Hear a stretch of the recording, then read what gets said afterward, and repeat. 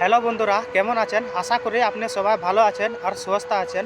আপনি বলতে পারেন যে এই মানুষটা আদিবাসী দিয়ে ভিডিও বানায়, আর এই ভিডিওটা কেন বাংলা দিয়ে বানাচ্ছে?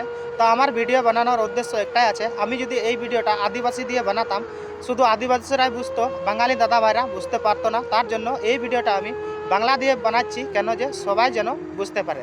আপনি স্ক্রিনে যে ছবিটা আপনি দেখছেন, সেই ছেলেটার বাড়ি হচ্ছে রাসাকোয়া খন্তা গ্রামে, আর ওইখান থেকে ওর নানির বাড়িতে গিয়েছিল কোথায়, কোনো অনুষ্ঠানের কারণে ওইখানে নানির বাড়িতে গিয়েছিল। তো নানির বাড়ি থেকে 15 নভেম্বরে এই ছেলেটা লাপাতা হয়ে গেছে।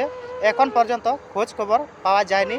আর ছেলেটার মা বাবা ওর ফ্যামিলি সবাই পুলিশ স্টেশনে যায়, রিপোর্ট করেছে, মিসিং ডায়েরি করেছে। তাহলে এখন পর্যন্ত ওই ছেলেটার খোঁজ খবর এখনও কিছু পাওয়া যায়নি।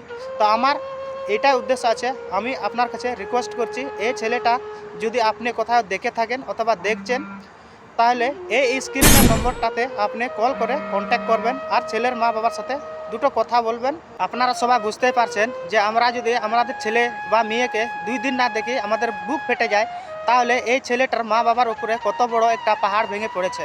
তার জন্য আপনার কাছে হাত জোড় করে আমি রিকোয়েস্ট করছি, এই ভিডিওটা বেশি বেশি শেয়ার করবেন। আর ছেলেটাকে যে কোনো জায়গায় আপনি যদি দেখেন, তো এই স্ক্রিনের নম্বরে আপনি কল করে দুটো কথা বলবেন।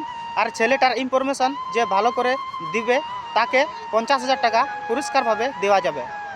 তো এই ছেলেটার নাম হচ্ছে দেব রয়, ওর গ্রাম হচ্ছে রাসাকোয়া খন্তা, ওর থানা হচ্ছে করণদিঘি, জেলা উত্তর দিনাজপুর।